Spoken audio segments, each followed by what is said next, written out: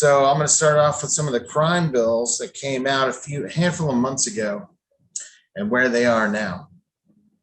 So Senate Bill 6 sets the minimum bail amount.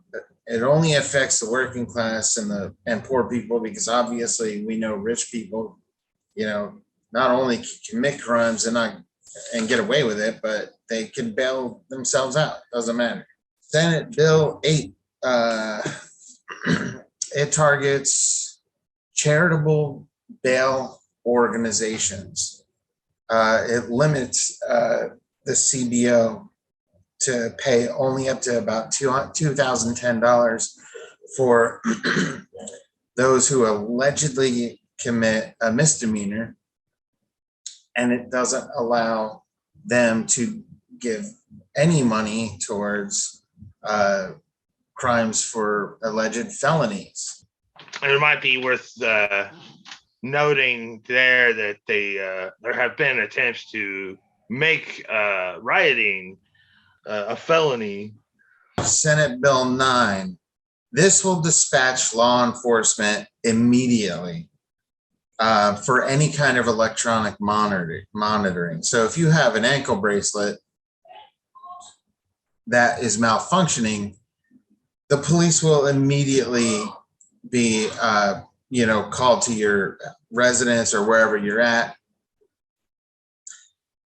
There are also breathalyzers that they have for people who have committed, or had, drink and drive issues, where you have to breathe in a breathalyzer before you can start your car. These issues ultimately, or if there's any issues with these electronic devices and the police are dispatched immediately, this causes more people to just be incarcerated. They're just going to be, immediately dispatched without clearing up issues first. These bills did not get passed. They were voted down in the state of Indiana. But here's the thing. They did what they do every time. Yeah, sometimes they'll repackage the same idea, the same bill, totally, but then other times there'll be like an addendum to something completely unrelated. Right. So one specific bill is Senate Bill 8. It was actually brought up and rebranded and put into House Bill 1300. Remember, Senate Bill 8 is the charitable bail organizations. So WFYI even did a story about this, literally called "Bill Seems to Target Bail Project." Let's see, in May, the Bail Project filed a lawsuit to nullify the new bill. They're backed by the ACLU of Indiana, whose director said, and I quote, "This is specifically targeted at charitable bail organizations. To the best of my knowledge, there's only one charitable bail organization in Indiana, and that's the Bail Project." It's also really worth noting here that back in 2020, there was the George Floyd uprisings, and here locally, we had the response to the killing of Drayshawn Reed, and then basically three others, including a woman and her unborn child, were killed by police within the same night, and so when people came out of the street, they were immediately out there and offered to bail out anybody who was arrested. And you can imagine that kind of support, that level of why wouldn't they target them? Not to mention they're protecting, as I say, an industry. Yeah, that's right. Next up, we have Kate with an update on the Reverie Tenants Union. Particularly in regards to a lawsuit that has been ongoing between the two co-owners of Reverie Estates. They're named Steve Poovey, representative of Berkshire Capital Incorporated, which is a venture venture capital firm based in California, and Chris Piazza, who is kind of a local slumlord. In this lawsuit, Chris Piazza sued Stephen Poovey, saying that he was acting in bad faith to execute a contract for the purchase of the remaining stake in Reverie Estates. Essentially, they both own 50% of Reverie Estates, and they both signed a contract in which, like, Chris Piazza was to buy the rest of it. There was back and forth about like the exact details of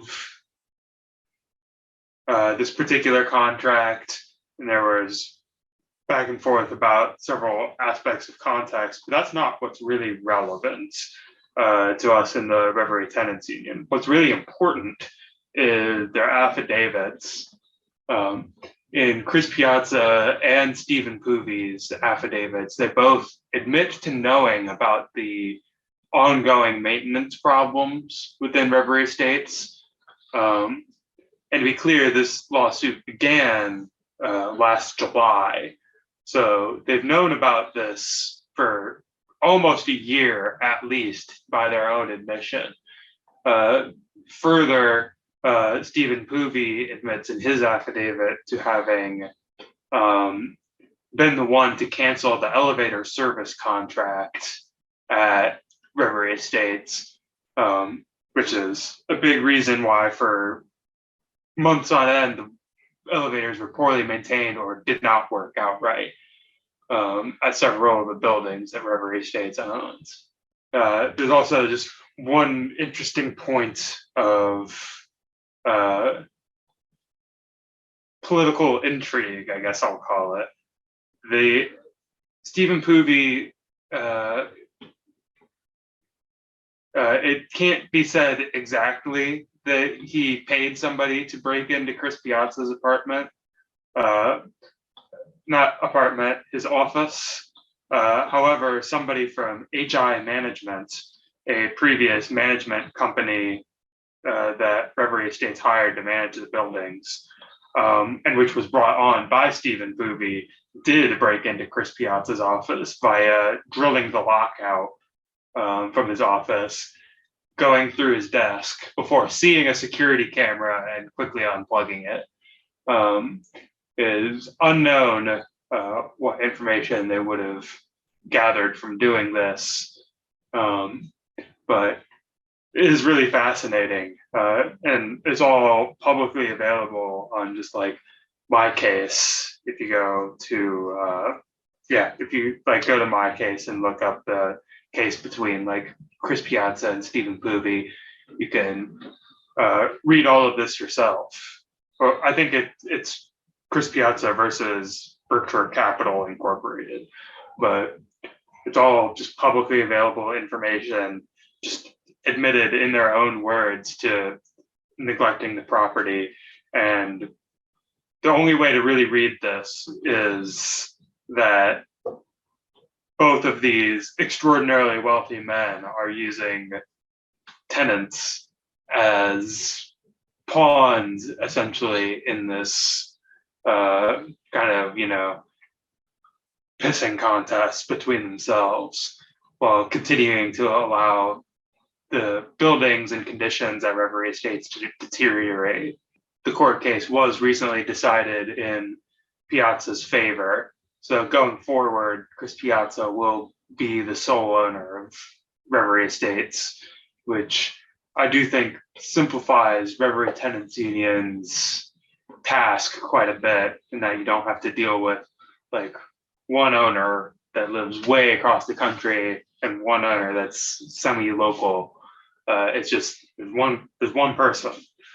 Okay, so let's talk about this cult within a cult, the secret organizations inside the police department in Elkhart, Indiana. Let's talk about this $7.5 million taxpayers are going to be paying out for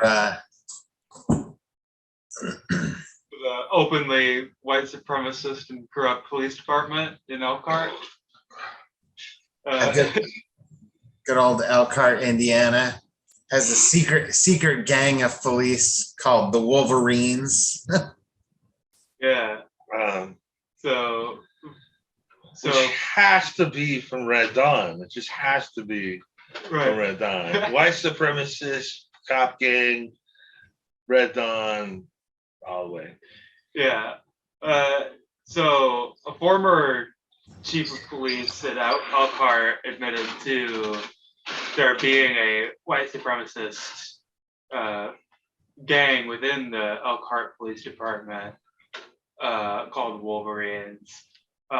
This included another former Elkhart police chief, the head of the Fraternal Order of Police, who was later arrested by the FBI after a string of bank robberies that he committed. And another guy, Steve Ambrose, killed Derek Connor in 1995. So his deposition refers to, something old, like something a long time ago. However, this investigation done by ABC 57 demonstrates that, clearly this is something that still very much exists within the Elkhart Police Department. The current chief of police was super resistant to any kind of questioning, took his mic off and was just like, look, I'm not going to answer for any of these previous administrations. I'm not going to even look. It's too soon. Okay, it's too soon. It's too soon. Initially, going into watching the video, as I was telling you, Drew, as we were watching it, I was a little bit skeptical because it seems all too easy, right? To be like, oh yeah, all that brutality was just this white supremacist gang. It's 6 guys, and we know about them, and we're taking steps or whatever to control them. But after seeing him take his or mic we don't off, have to because it's no longer a thing. or we don't even have to because it's no longer a thing. Seeing him take his mic off and just be like, everyone deserves justice or whatever kind of bullshit that he pulled out led me to think that this is an ongoing problem. Everybody deserves justice and to live free from cancel culture. Right. We can't let the fucking woke left cancel our brave boys in blue. Just because they arbitrarily murdered citizens and arrested them, sent them to prison forever. Let bygones be bygones, damn it. This all came out during a wrongful conviction lawsuit. The arrest of Keith Cooper in 1996 for armed robbery and attempted murder. But it was the largest wrongful conviction settlement in Indiana history. Coming and payout. Yeah, it's a $7.5 million. It costs the taxpayers. This is the real thing. If cops don't lose anything. Taxpayers are paying, for the wrongful, actions of police. Maybe we should start taking it out of their pension. We're already paying for crimes, for some guy to go to prison for having a small amount of marijuana. Now we're going to pay for the cops making wrongful arrests and everything too. Right. So it's it's actually ridiculous in the context of qualified immunity, right?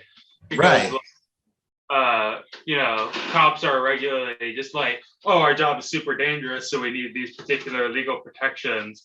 And then when any dangerous situation arises, in Uvalde, Texas, they're just oh, that's not our job.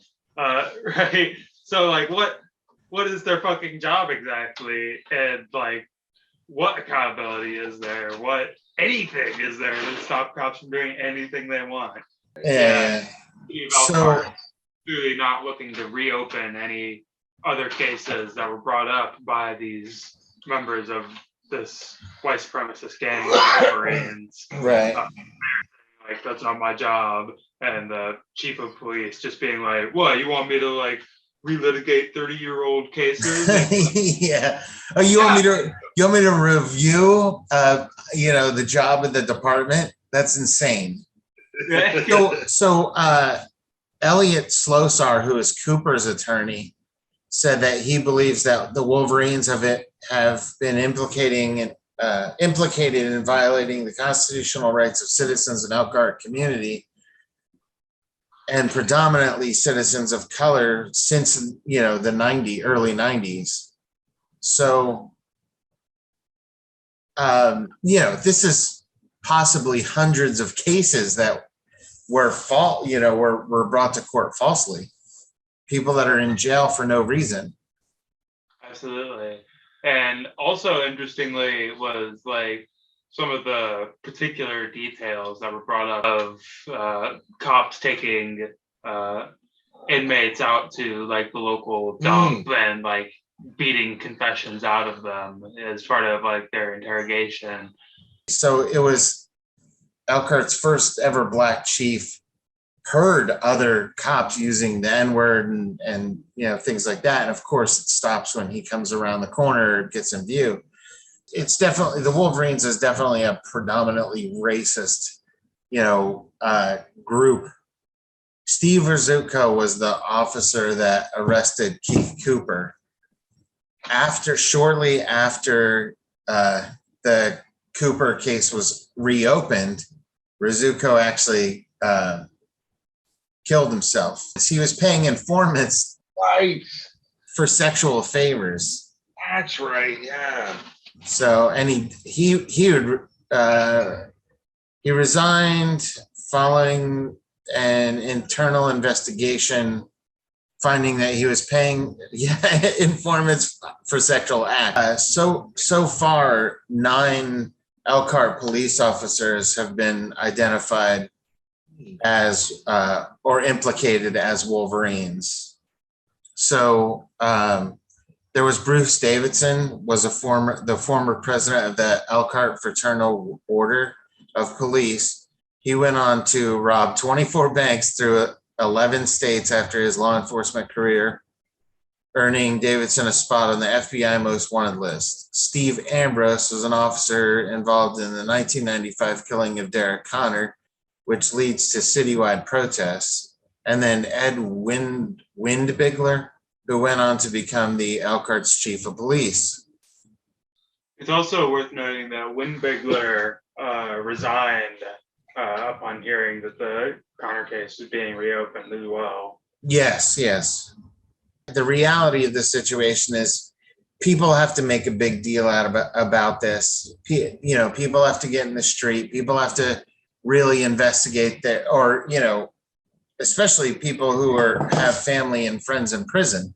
They really need to make a big deal out of this and have their files or cases reopened and discovered. So to everybody in Elkhart, Indiana, go do it. Get on that. Get on the police over there.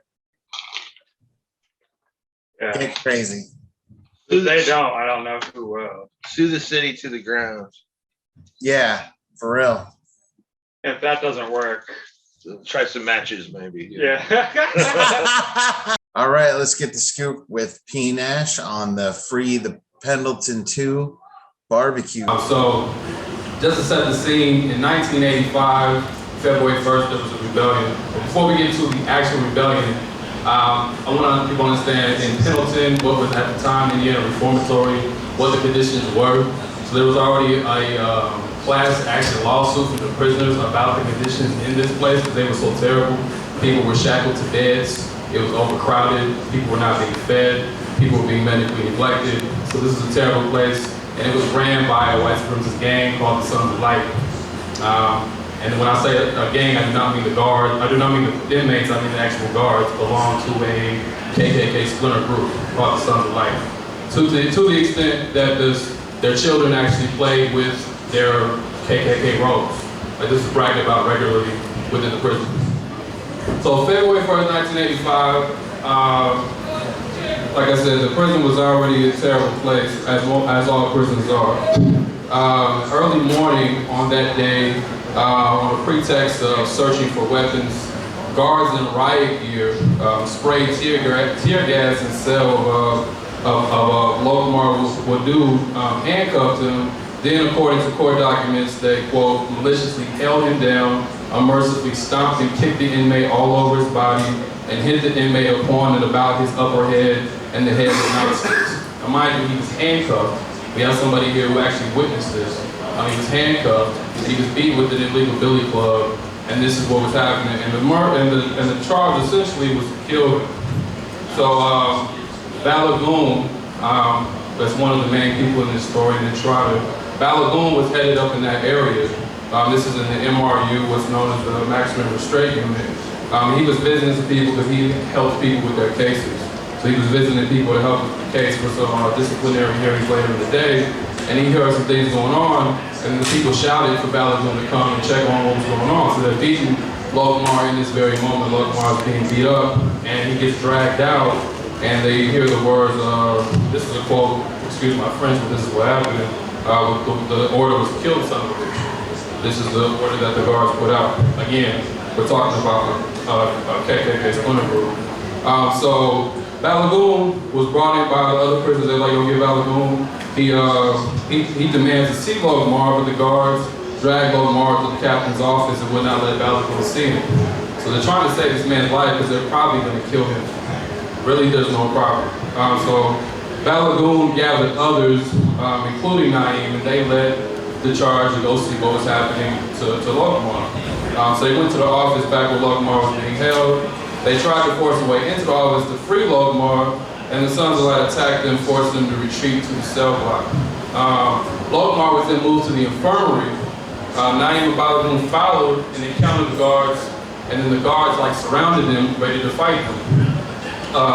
So the guards attacked them. They had to fight them, they with the order to kill them as well. They had to fight their way out. So they were chased by guards who were trying to kill them. They had to take guards hostage to save their own lives. They were thankfully able to save Lokmar's life, who did not die on that day. They occupied the prison for about 15 to 16 hours. They had a series of demands. The National Guard came in, Indianapolis Star came in, the media came in, and they had to negotiate their release. Afterwards, they were sentenced to, Balagoon was sentenced to 84 years of 4 consecutive cases of criminal confinement, and then Naeem was sentenced to 142 years for attempted murder, criminal confinement, and battery. They're still in prison today.